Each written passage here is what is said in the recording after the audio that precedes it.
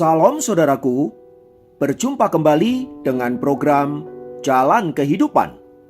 Kali ini masih tetap dalam segmen Sapa Jemaat di Rumah. Kita akan bersama-sama bersaat teduh untuk memulai segala sesuatunya bersama dengan Tuhan. Mari kita berdoa. Bapa, kami bersyukur untuk anugerah-Mu dan kami percaya sepanjang hari yang akan kami lewati akan menjadi hari yang diberkati oleh Tuhan. Dan sebelum kami melalui segala sesuatunya, kami rindu firman-Mu yang akan memenuhi kami, supaya kami dituntun olehnya dalam perjalanan kami mengiring akan Engkau. Kiranya berkat-Mu turun atas kami, dalam nama Yesus. Haleluya. Amin.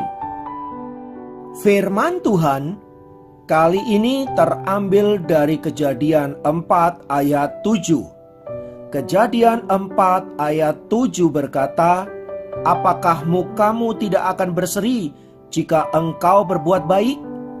Tetapi jika engkau tidak berbuat baik, dosa sudah mengintip di depan pintu. Ia sangat menggoda engkau, tetapi engkau harus berkuasa atasnya." Saudaraku, kisah renungan di atas bercerita tentang Kain dan Habil. Mereka sama-sama sedang memberi persembahan kepada Tuhan. Tetapi persembahan Kain tidak diterima oleh Allah karena tidak dipersembahkan dengan iman di hadapan Allah. Sementara persembahan Habil berkenan karena ia memberikan persembahan itu karena Habil beriman dan mengasihi Allah. Atas hal itu, Kain kemudian dibakar oleh api cemburu atas apa yang diterima oleh Habil tersebut. Perasaan cemburu ini kemudian menjadi sebuah amarah dan keinginan untuk membunuh Habil adiknya. Saat ia mulai gelisah dalam pikirannya untuk melakukan kejahatan terhadap saudaranya itu, disinilah Tuhan menegur Kain agar ia berhati-hati dengan apa yang ada dalam pikirannya itu. Sebab bila tidak, maka dosa mengintip di depannya dan siap untuk menjerat Kain. Nah, bicara tentang dosa, saudaraku, apa sih yang sebenarnya kita pikirkan tentang dosa itu? Sebagian besar di antara kita akan merujuk bahwa dosa itu adalah perbuatan amoral, seperti pencurian, perzinahan, pembunuhan, berbohong, berpikir kotor, menipu orang lain, dan melakukan berbagai-bagai kejahatan. Tapi benarkah dosa berbicara tentang semua itu? Saudaraku, sebenarnya kata dosa dalam bahasa Yunani digunakan kata hamartia, itu berbicara tentang sebuah tindakan yang tidak tepat pada sasaran, atau dengan kata lain, sebuah tindakan yang menyimpang dari perintah Allah. Jadi, semua tindakan yang menyimpang dari perintah Allah itu adalah dosa. Jadi, dosa atau hamartia ini tidak hanya berbicara tentang tindakan morality, tetapi juga bicara tentang status dan sebuah spirit yang hidup di dalam diri manusia. Jadi, semua tindakan-tindakan yang kita sebut sebagai dosa, yaitu mencuri, berzina, berbohong, dan lain sebagainya, itu sebenarnya adalah manifestasi dari bentuk dosa. Sebab dosa itu sebenarnya adalah sebuah spirit yang ada dan tinggal di dalam diri kita. Hal itu terjadi karena Adam dan Hawa telah jatuh ke dalam dosa, maka dosa itu kemudian menjadi bagian secara integral dalam diri manusia dan tidak mungkin dilepaskan dari kehidupan manusia itu sendiri. Jadi, bila kita melakukan berbagai-bagai kejahatan, itu adalah manifestasi dari spirit dosa yang telah tinggal di dalam diri kita. Berdasarkan penjelasan tersebut di atas, saudaraku, maka dapat disimpulkan bahwa dosa itu adalah sesuatu yang hidup di dalam diri manusia dan mampu menggerakkan hati serta pikiran manusia itu sendiri. Nah, kisah Kain dan Habil di atas itu mau menjelaskan betapa dosa itu adalah sesuatu yang hidup. Ia bisa mengintai kita, ia bahkan bisa menggoda kita. Ia juga bisa memberikan rasa penasaran dalam diri kita. Sebagaimana peristiwa kejatuhan manusia pertama kali, bagaimana Hawa mulai tertarik dari bujuk rayu iblis untuk melakukan perbuatan dosa di hadapan Allah. Semua ini ingin menjelaskan kepada kita bahwa manusia bisa berbuat dosa bukan hanya dengan tindakannya, tetapi juga dengan pikirannya. Itulah sebabnya Tuhan Yesus pernah berkata bahwa membenci dalam pikiran sama dengan tindakan membunuh. Karena itulah saudaraku, mengapa kita harus selalu waspada dengan pikiran-pikiran yang ada di dalam diri kita, karena pikiran-pikiran itu bisa menggiring kita untuk melakukan perbuatan dosa. Karena itu, bila pikiran kita dipenuhi dengan hal-hal yang jahat, hal-hal yang kotor, hal-hal yang najis, maka yang akan muncul dalam tindakan kita adalah hal-hal yang demikian. Sebaliknya, bila pikiran kita dipenuhi dengan hal-hal yang kudus, hal-hal yang memuliakan Allah, maka yang muncul dalam perbuatan kita pun sesuatu yang mempermuliakan Allah. Lalu, bagaimana kita menyikapi akan godaan dosa ini, saudaraku? Sebagaimana tadi saya jelaskan bahwa dosa adalah sesuatu yang hidup, ia bisa menggodai kita, ia bisa merayu kita, dan lain sebagainya. Namun demikian, dosa sebenarnya sudah tidak lagi punya kuasanya terhadap kita sejak Yesus mati di atas kayu salib. Itu artinya kita bisa melawan dosa, kita bisa mengalahkan dan menaklukkan dosa.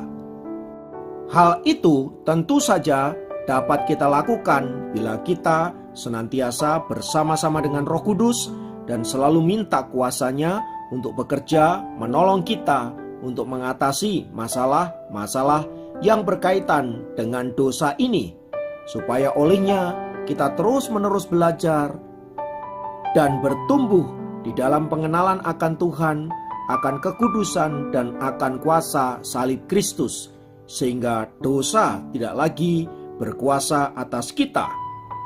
Kiranya renungan ini memberkati kita dan menolong kita untuk senantiasa waspada dan berhati-hati, supaya kita jangan menuruti keinginan dosa, melainkan menuruti keinginan Roh Kudus. Mari kita hidup dalam perkenanan Allah. Jadilah pribadi-pribadi yang diberkati, supaya Anda dan saya hidup menjadi berkat. Olehnya, nama Tuhan dipermuliakan. Mari kita berdoa. Terima kasih untuk kebenaran firman-Mu. Tuntun kami untuk kami senantiasa hidup dalam kebenaran-Mu. Terima kasih Tuhan untuk firman-Mu yang ajaib yang memberkati kami. Dalam berkat nama Yesus kami berdoa, kami bersyukur kepadamu. Haleluya. Amin.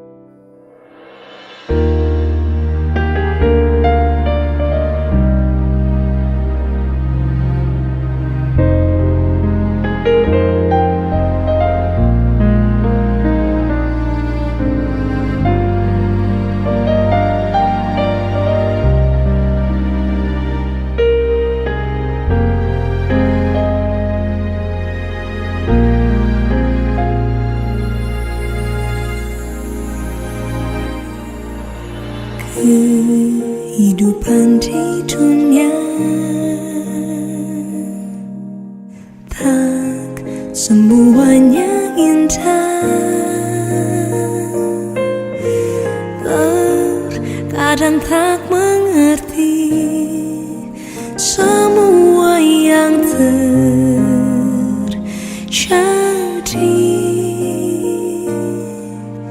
Di saat tak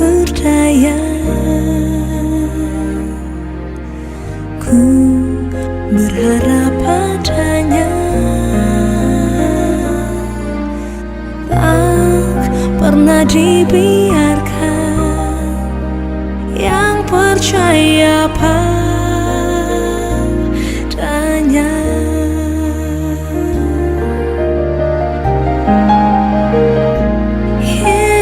Yesus, jawabanku. Yesus, jawabanku saat tiada jalan, hanya Kau jawabanku. Yesus, jawabanku. Yesus,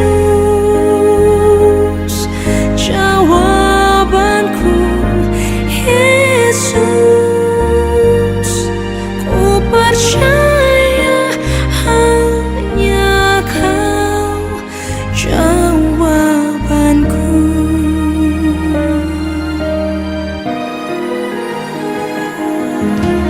Di saat tak percaya,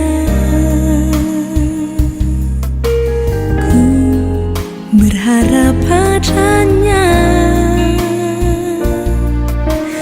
Tak pernah dibiarkan, yang percaya padanya.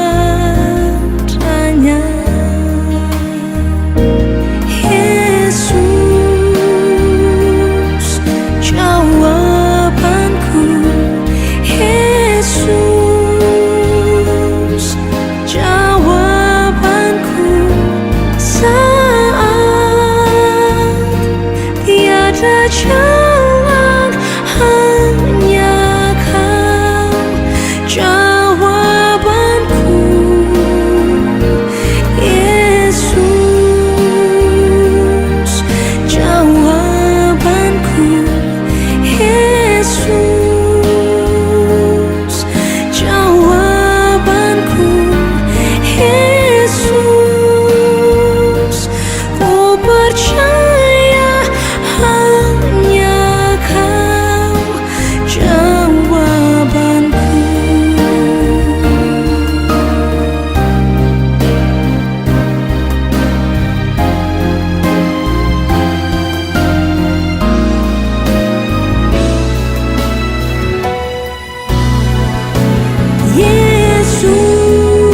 Yesus, jawabanku. Yesus,